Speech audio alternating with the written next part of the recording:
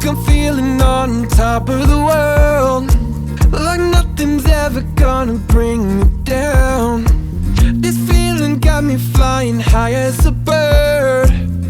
I may never touch the ground. It may not be my birthday, but I just wanna celebrate.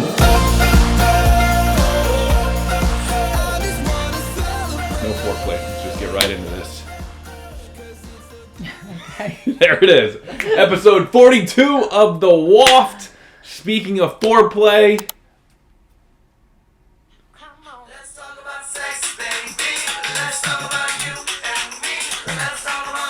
This is what I needed to help wake me up. Thank you. Foreplay and sex. That is the topic of episode 42 of the Waft. Hello, my friends. I'm Dwight. And I'm Emily. And we are six-figure business owners in the form of Cycle Bar West Omaha. 5 figures of debt, soon to be 4. You know the deal. A lot of business talk these past few weeks. But the other half of our bread and butter is sex? Oh, man. Is it supposed to be delayed? I don't know. Oh, it was like, I think we were moving too fast. Yeah. New recording this week. We'll see what happens. Anyway. Definitely not our bread and butter, but something we talk about a lot. Yeah. I wouldn't say we're experts by any stretch of the imagination. We are life enthusiasts, and we just love life, and we want to spread our joy and love of life to you, the listener, and hope that you get something from it. So, hearing about our sexcapades. Or lack thereof. Or lack thereof. Yeah. Well, it all started 2 years ago when we got married. Not quite 2 years ago. I'm jumping ahead. A year and a half ago. When we got married, we announced in season 2, episode 1 of The Waft that we have a sex counter to help hold us accountable to have sex. Because open a business and you'll stop having sex frequently. And so we'd been doing the sex counter for like a year. You wanted to stop it. So let's see. Anyway, we had been doing it for like a year, and then I decided I didn't like it anymore recently, and Dwight kept going, and I decided I wanted to stop the sex counter because I realized that it made sex feel like a chore. And you never want it to feel like that. And like unless you're role playing. And you're like a maid or something, because it's a chore. Gotcha. There you go. Clearly we don't role play often. But our moms need to stop listening. Yeah, by the way. Any family member of a relation to us needs to stop listening. But anyway, we had a sex counter for like a year, and then it really was kind of a hindrance for me personally, because it would be, if it had gone like 2 days or 3 days, I would get in my head and it would be like, oh, we have to have sex. And then it wouldn't be romantic. It would just feel like something you have to do because we have to get the number and we can't go that long without having sex. And so it becomes a chore. And I just feel like that's such a detriment to like enjoying it when you feel like you have to do it because of a sex counter. So you're telling me you don't want to know what the numbers are? I don't, because then I'm like, well, fuck, we suck, or maybe we're good. But I want sex to be something that's like exciting and enjoyable. We both get excited to do, and not something that it's like, oh, we haven't done it in a while. Well, the counter shouldn't be the reason that we're having sex. But it felt like it was, because it would be like 2-3 days. And then I would be like, oh shit, we're going to be, behind on our sex counter, and then we'd have to do it. Well, multiple things come to mind. I still keep track for it's documentation. How many people can say their whole life being married, they know exactly how many times they had sex with their wife or husband. So someday, with their partner. Yeah, when I write a book someday, I'm going to have all this great documentation. But also, I think it's good because, like, I don't know about females, but it's like, I'm not talking about this stuff with other people one-on-one, so I have no clue. Do most people have sex once a week, twice a week, 3 times a week, once a month? So I think it's helpful when we're like super open about it. It's where if someone else is out there like, shit, I don't keep track of it, but we haven't had it in like 2 weeks. I don't feel as bad because someone else hasn't had it in 10 days or whatever. You know what? I also feel like it's such bullshit. Like, people put so much pressure on, like, sex and that your marriage is doomed if you don't have it. And like, you know what? Like, yes, our sex life isn't perfect, but we're best friends. We love doing everything together. We communicate. We have sex. Great communication. But like great sex too. I don't have female friends because I don't have female friends. I don't have friends. I have a cat and a dog. But I had a friend once tell me like how often she and her husband made sure they had sex, and it was very frequent. And then it got in my head even more. But like what works for them and what works for us, like doesn't work for everyone. Like I feel like there's such a stigma and a pressure to like constantly, like especially as a woman, like make your husband happy and satisfy your husband and have sex all the time, and that's the key to a successful marriage. But like I think that's bullshit.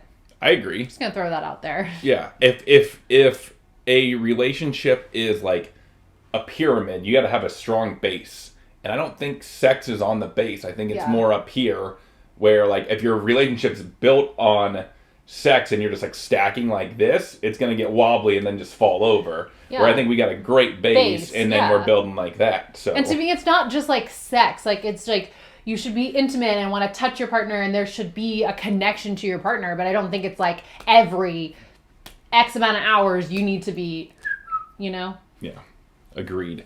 I'm gonna jump to the bottom on what I got here. Sex on the wedding night.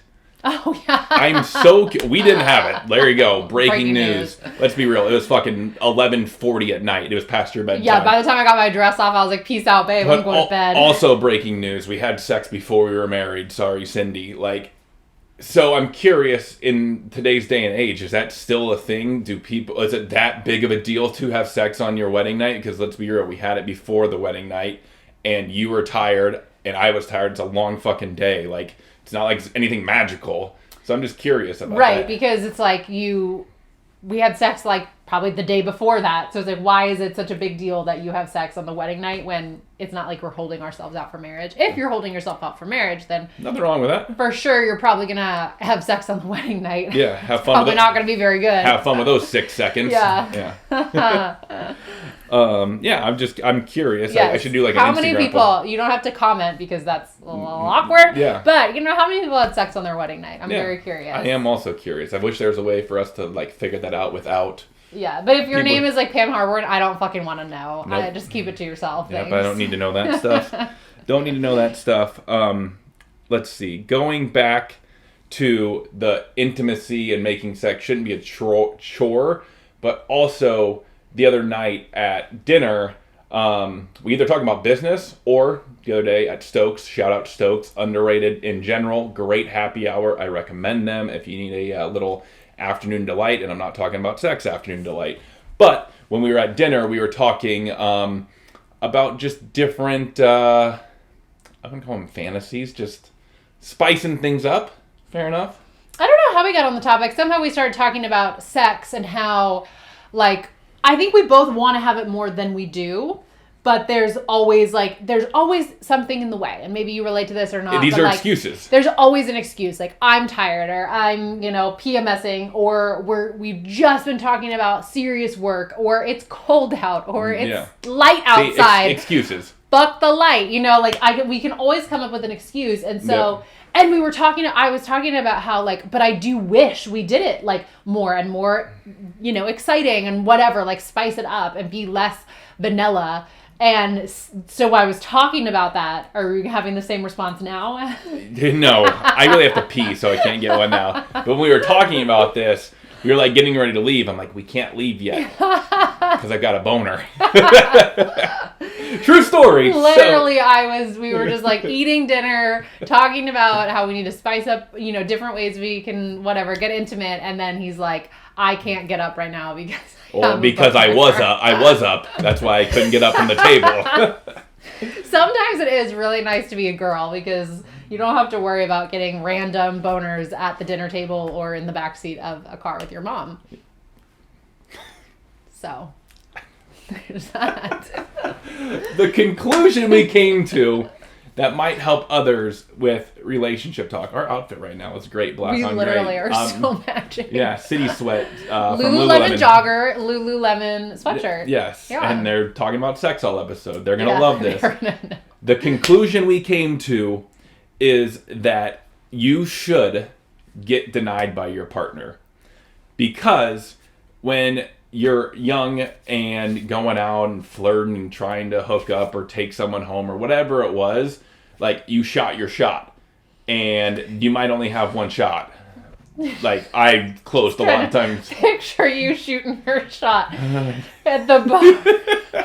I mean, if you need a good laugh, picture Dwight trying to pick someone up at a bar. I always said I was like a starting pitcher if you watch baseball. I was like Greg Maddux. I would go 8 innings strong, and then there's 9 innings in baseball. I'd go 8 innings strong, only a couple hits, maybe a no-hitter. But then the end of the night, 9th inning, closing time, I'm like, arm's a little tired, calling the reliever. I'm out of here by and then myself. Your best friend Trey would come in. Yeah. Hey, don't be throwing Trey under the bus here. Jeez. I just picture that tag team working that way, but maybe I'm mistaken. Yeah. So, anyway, when it comes to your partner, let's reel it in here. When it comes to your partner, get denied by them, because a lot of times when we were having this discussion, it's like, oh, you might not be in the mood, and I'm like, I don't want to do it, or vice versa.